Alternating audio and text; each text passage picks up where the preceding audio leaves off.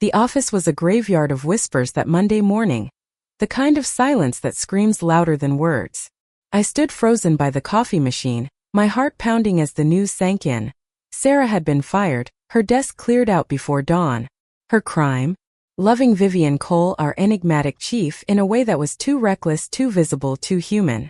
I clutched my mug, the ceramic burning my palms, but it was nothing compared to the fire in my chest. Vivian Cole wasn't just our boss.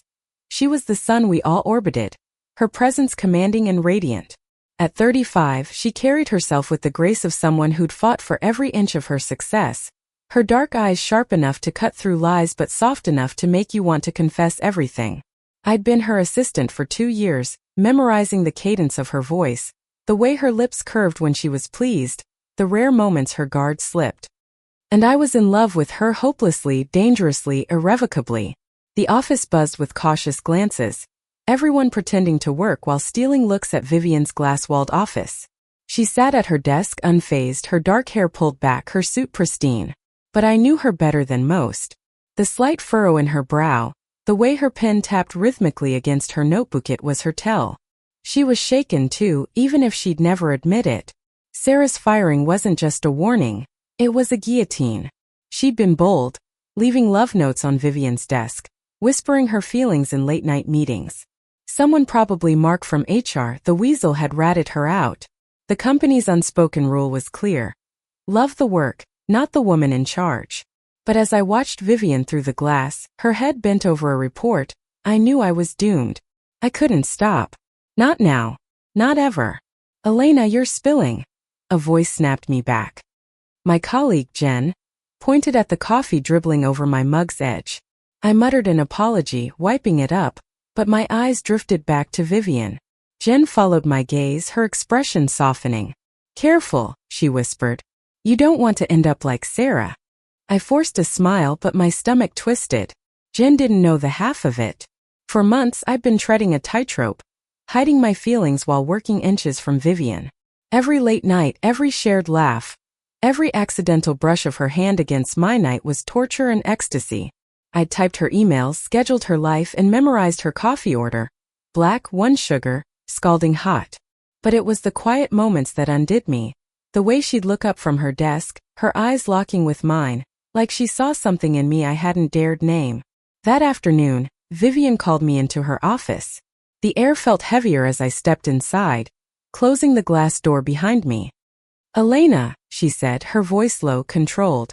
I need you to take on Sarah's projects. Can you handle it? I nodded, my throat tight. Of course, Miss Cole. I hated calling her that, it felt like a wall between us, but professionalism was my shield. She leaned back in her chair, studying me. Her gaze was a spotlight, and I prayed she couldn't see the truth burning beneath my skin.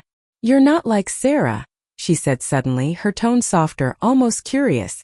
You're careful. I swallowed hard, my pulse racing. Was she testing me? Did she know?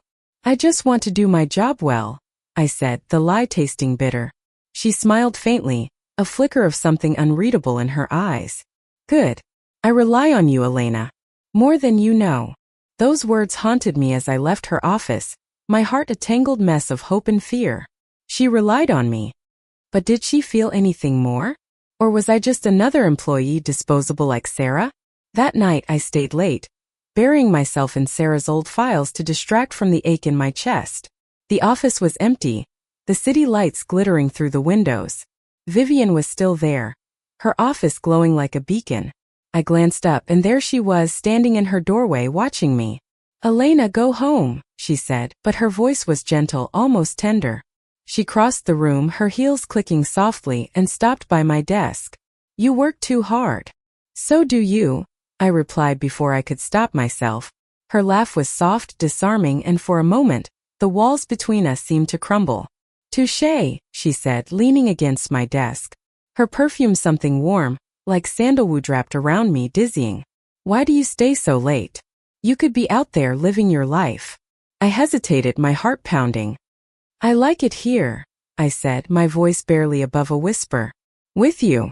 Her eyes widened slightly, and for a split second I thought I'd gone too far. But then she reached out, her fingers brushing my wrist, and the world stopped. Elena, she murmured, her voice raw.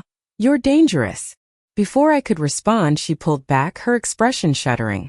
Good night, she said, retreating to her office. I sat there trembling, her touch lingering like a brand. Dangerous. She had no idea. The next week was a blur of tension. Sarah's absence hung over the office like a storm cloud, and I felt eyes on me everywhere, Mark's, Jen's, even Vivian's. I threw myself into work, taking on Sarah's projects with a ferocity that surprised even me. But every meeting with Vivian was a test. She was professional, distant, but there were moments, her hand lingering on a file I passed her, her gaze holding mine a second too long, that made me wonder if she felt it too. One evening, as we worked late on a pitch, the office empty again, she broke the silence. Why do you stay, Elena?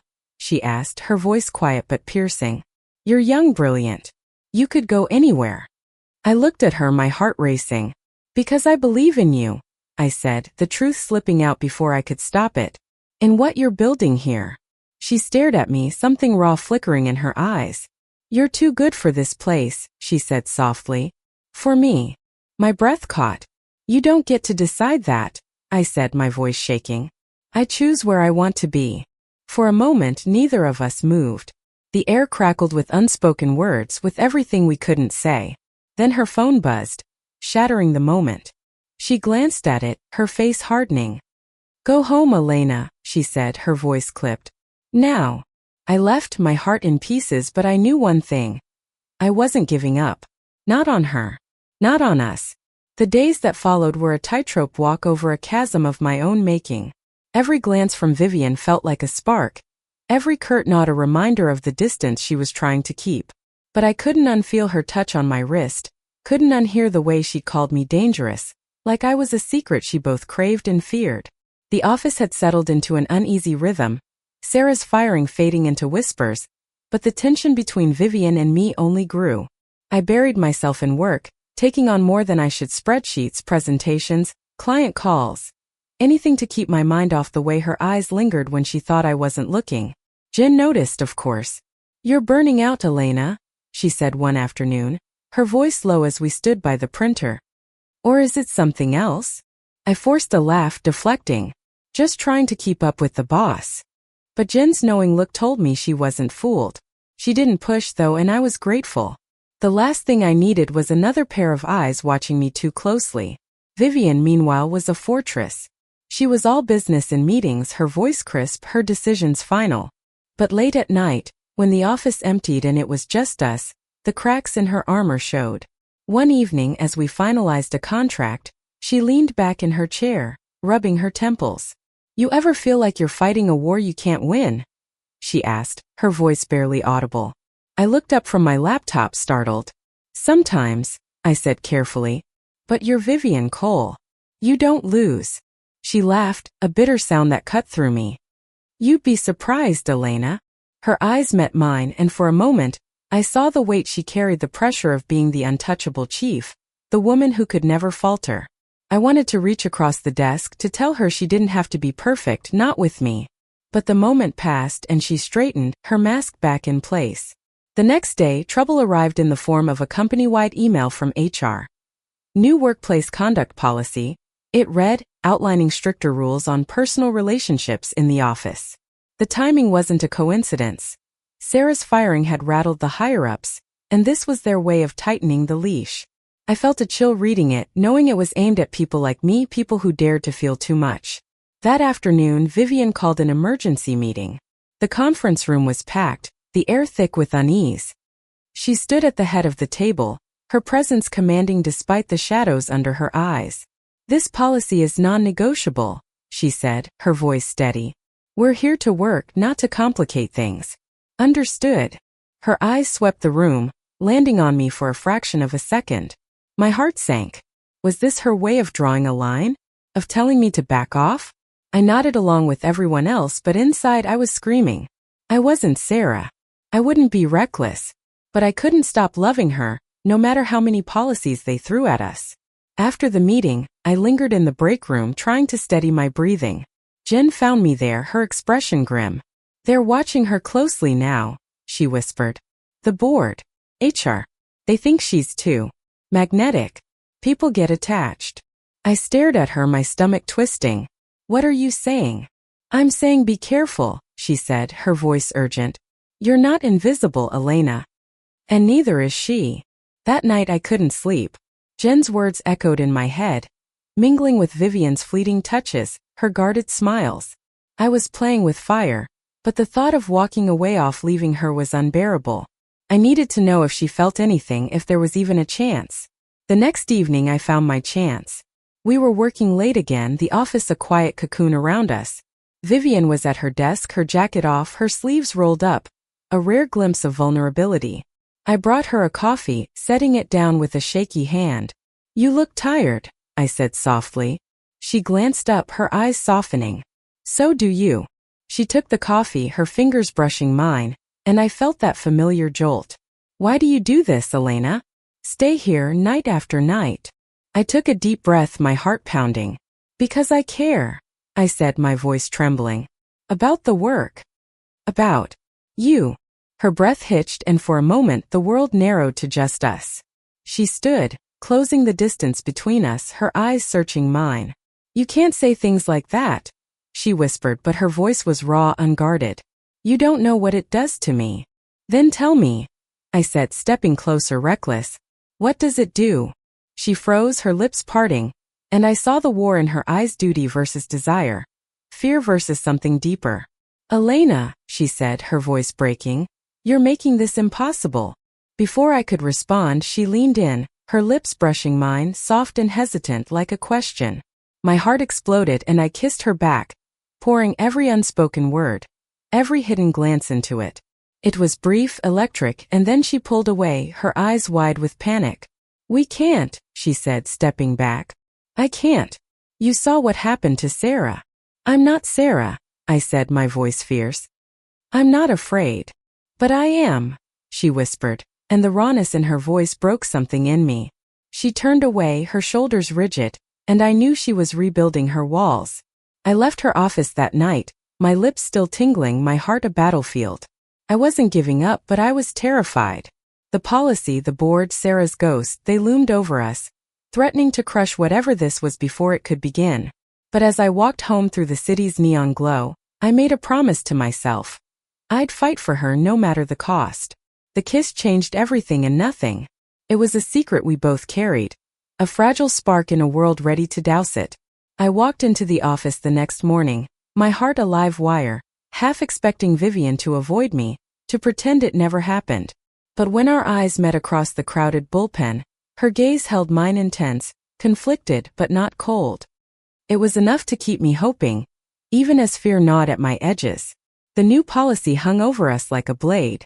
HR had doubled down, posting reminders in the break room, sending follow-up emails about maintaining professionalism. I caught Mark from HR watching me during a team meeting, his eyes narrow like he was hunting for cracks. I kept my head down, my work flawless, but my thoughts were a storm. Every time Vivian passed my desk, every time her voice carried through the glass walls, I relived that kiss, the softness of her lips, the way her breath had trembled. Vivian, for her part, was a master of control. She led meetings with her usual precision, her suits sharp, her smile professional. But I noticed the small things, the way her fingers lingered on a pen when I spoke, the way she'd pause before addressing me, like she was weighing every word. It was maddening, this dance of distance and desire, and I didn't know how much longer I could stand it. One afternoon, Jen pulled me aside in the hallway. You're not subtle, Elena, she said, her voice low but sharp. People are starting to talk. My stomach dropped. What do you mean? You and Vivian. The late nights, the looks. Mark's been sniffing around, asking questions about you. She hesitated, her eyes softening. I get it, okay? She's incredible. But this place will eat you alive if you're not careful. I wanted to deny it, to laugh it off, but Jen's words hit too close. I can handle it, I said, but my voice lacked conviction. She shook her head. Just watch your back. For both your sakes. That night I stayed late again, unable to resist the pull of Vivian's orbit. She was in her office, the city skyline glittering behind her. I knocked softly, holding a stack of reports as an excuse. Got a minute? I asked, my voice steadier than I felt. She looked up, her expression unreadable. Always for you, she said, and the words felt like a lifeline. I closed the door, the click loud in the silence. I can't stop thinking about you, I said, the truth spilling out before I could stop it. About us. Her face softened, but her eyes were stormy. Elena, you know why this can't happen. The board, the policy. Sarah wasn't the first, and she won't be the last. I can't let you get hurt. I'm not a child, I said, stepping closer. I know the risks, but I also know what I feel. And I think you feel it too. She stood, rounding her desk, her movements slow, deliberate. You think I don't want this? She said, her voice low, raw. You think I don't lie awake at night thinking about you? But I'm your boss, Elena. I have responsibilities. To you, to this company. Then why did you kiss me? I asked, my voice breaking. Why give me hope if you're just going to take it away? She flinched like I'd struck her.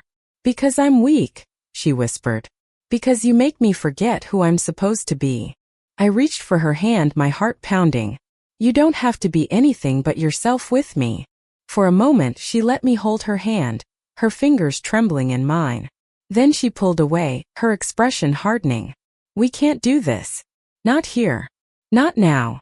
I left her office, my chest aching, but her words echoed. Not here. Not now. It wasn't a no. It was a maybe, a crack in the door she tried so hard to keep shut. I clung to it, even as the risks piled up around us. The next week the tension snapped. Mark called me into HR, his smile too slick, his questions too pointed. You've been working a lot of late nights with Miss Cole, he said, tapping his pen. Anything we should know about? My blood ran cold, but I kept my face neutral. Just doing my job, I said, my voice steady. She's a demanding boss. He leaned back, his eyes glinting. Good. Let's keep it that way. I walked out, my hands shaking, and went straight to the bathroom to splash water on my face. Jen was right, Mark was watching, waiting for a slip. I had to be smarter, more careful. But walking away from Vivian wasn't an option. That evening I found a note on my desk, tucked under a file. No signature, just a single line in Vivian's elegant handwriting. Meet me at the rooftop bar, 8 p.m. V. My heart leapt even as fear clawed at me. This was reckless, dangerous, but it was her reaching out, her taking a risk. I couldn't say no. At 8 I stepped into the rooftop bar. The city sprawling below, lights twinkling like stars. Vivian was there, in a black dress that hugged her frame, her hair loose for once. She looked softer, less like the untouchable chief and more like the woman I'd kissed. You came, she said, her voice barely audible over the jazz playing in the background. You asked, I said, sitting beside her. I'll always come when you ask. She smiled, a real one, and for the first time I saw hope in her eyes. We talked about work, about life, about everything except the rules keeping us apart. For one night we were just Elena and Vivian, two women stealing a moment in a world that didn't want us to have it. The rooftop bar became our secret sanctuary, a stolen hour where we could be more than boss and assistant. That night lingered in my mind like a melody, Vivian's laughter, the way her hand grazed mine as she passed me a drink, the way her eyes softened when she spoke about her dreams. But back in the office, the world was waiting to tear us apart. Mark's scrutiny intensified. I caught him lingering near my desk, flipping through files he had no business touching. Jen warned me again, her voice urgent. He's building a case, Elena. You and Vivian need to cool it. But cooling it wasn't an option, not when every glance from Vivian felt like a promise, not when my heart raced every time she said my name. Vivian felt the pressure too. She was sharper in meetings, her words clipped, her eyes avoiding mine in public. But late at night, when the office was empty, she'd let her guard down. One evening, as we reviewed a client proposal, she sighed, tossing her pen down. This place is suffocating, she said, her voice heavy. Sometimes I wonder why I stay. I looked at her, my heart aching. Because you're changing things, I said. You're building something incredible. And because I'm here. Her eyes met mine, and for a moment the air was electric. You make it so hard to be strong, she said softly, and before I knew it, she was kissing me again, fierce and desperate, like she was drowning and I was air. I kissed her back, my hands tangling in her hair, the world fading away. But the world didn't stay gone. The next morning I found an email from Mark, requesting a formal review of my work. My stomach sank. This wasn't about my performance, it was about Vivian. I showed the email to Jen, who cursed under her breath. "He's got something," she said. "Or he thinks he does. Be careful, Elena." I went to Vivian's office, my heart pounding. "Mark's coming for me," I said, closing the door. "He knows something." Her face paled but her jaw set. "I'll handle it," she said, her voice firm. "He won't touch you." But I saw the fear in her eyes, the same fear I felt. We were playing a dangerous game and the stakes were higher than ever. That night, Vivian asked me to meet her at her apartment, not the office, not the bar, but her home. It felt like crossing a line we couldn't uncross. Her apartment was sleek, modern, but with touches of warmth, books stacked on a coffee table, a soft throw blanket on the couch. She poured us wine, her hands steady but her eyes nervous. "I shouldn't have brought you here," she said, sitting beside me. "But I needed to see you. Just you." I reached for her hand, my heart swelling. "I'm here," I said. "I'm not going anywhere." We talked for hours, the wine forgotten, our voices low and intimate. She told me about her childhood in a small town, the pressure to be perfect, the years spent building a career in a world that didn't always want her. I told her about my dreams, my fears, the way she changed everything for me. And when she kissed me, it wasn't desperate, it was certain, like she'd made a choice. But choices have consequences. The next day, Mark cornered me in the hallway, his smile venomous. "You and Miss Cole are close, aren't you?" he said, his voice dripping with insinuation. I'd hate for the board to hear anything inappropriate. I froze, my blood running cold. "There's nothing to hear," I said, but my voice shook. He leaned closer, his breath hot. "We'll see about that." I went straight to Vivian, my hands trembling. "Mark's going to the board," I said. "He's got something on us." Her face hardened, but her eyes were fierce. "Let him try," she said. "I'm not letting him ruin you." But I saw the cracks in her confidence, the weight of her position bearing down. She was the chief, yes, but she wasn't untouchable. The board could fire her, tarnish her reputation, destroy everything she'd built. And I couldn't let that happen. That night I made a decision. I drafted a letter to HR, requesting a transfer to another department. It felt like tearing out my own heart, but if it kept Vivian safe, it was worth it. I didn't tell her, I couldn't bear to see her face when she read it. The next morning, I slipped the letter under HR's door before I could change my mind. But when I got to my desk, Vivian was waiting, her eyes blazing. "What the hell is this?" she demanded, holding a copy of my letter. Someone in HR had leaked it to her. "I'm protecting you," I said, my voice breaking. "If I'm gone, Mark has nothing to use against you." She stepped closer, her voice low, fierce. "You think I want you gone? You think I can do this without you?" Tears stung my eyes. "You're more important than me," I said. "Your career, your future." "My future is nothing without you," she cut in, her voice raw. She grabbed my hand, pulling me into her office, and kissed me, hard and unyielding, like she was claiming me in front of the world. "I'm done hiding," she said. "I choose you, Elena. Whatever it costs." Her words were a lifeline, but they terrified me, because I knew what was coming. Mark, the board, the policy, they wouldn't let us have this without a fight.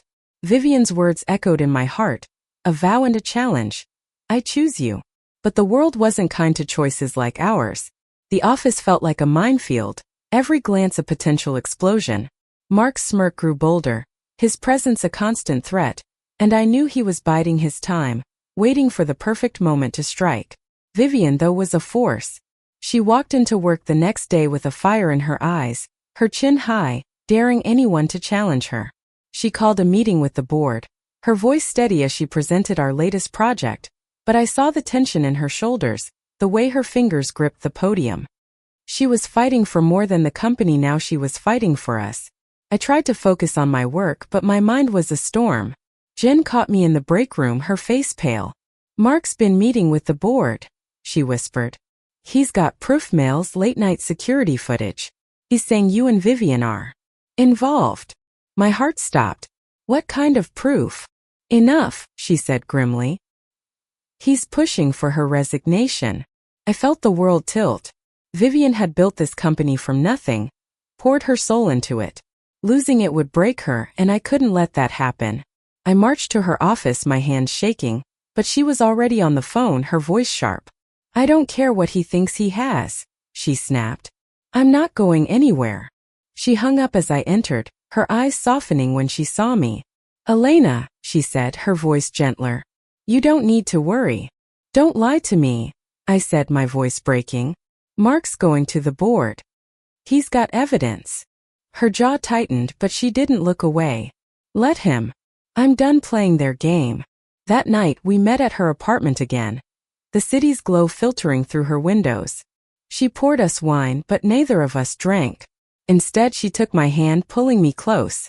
I've spent my life building walls, she said, her voice low, to protect myself, my career. But you make me want to tear them down. Tears burned my eyes. I don't want to cost you everything, I said. Your job, your reputation. You are everything, she said fiercely, cupping my face. I love you, Elena, and I'm not ashamed of it. Her words hit me like a tidal wave, washing away my fear. I love you too, I whispered, and when we kissed, it was a promise, a vow to face whatever came next together. The board meeting came 2 days later. Mark presented his case, his voice smug as he laid out evidence of our unprofessional conduct. Security footage of late nights, emails that could be misread, whispers from colleagues who'd noticed too much. The board listened, their faces stone, and I felt my heart sink. Vivian stood, her presence commanding the room. I've given this company everything, she said, her voice steady but fierce. My time, my passion, my vision. But I won't give up who I am. Elena and I are together. And if that's a problem, then the problem is yours, not ours. The room was silent, the air thick with shock. I wanted to cheer, to cry, to run to her. But I stood still, my heart pounding as the board deliberated. Hours later they called us back. The chair, an older man with a stern face, cleared his throat. Miss Cole, your leadership is invaluable. But the policy is clear. We're asking for your resignation. My world shattered. Vivian's face didn't falter, but I saw the pain in her eyes. She nodded, her chin high, and walked out, leaving me frozen. I followed her, my heart breaking, but she stopped me outside the boardroom. Don't, she said softly. This isn't your fault. It is, I said, tears falling. I pushed you into this. She smiled, sad but resolute. You pushed me to be honest. And I'd do it again. The next week was a blur. Vivian cleared out her office, her movements graceful even in defeat. I quit the same day, unable to stay in a place that had rejected her. The office felt empty without her, the spark gone. But Vivian wasn't broken. She started planning, talking about new ventures, new dreams. They took the job, she said one night as we sat on her couch, her head on my shoulder. But they can't take us. We moved forward together. Vivian launched her own company, smaller but fierce, built on her terms. I joined her, not as her assistant but as her partner in work, in life. The world wasn't kind, but it was ours. We faced whispers, judgment, but we also found allies, Jen, who left to join us. Clients who believed in Vivian's vision. Friends who celebrated our love. Years later, standing in our new office, the city sprawling below, I looked at Vivian, me love, my chief, and knew we'd won. Not the war the world wanted, but the one that mattered.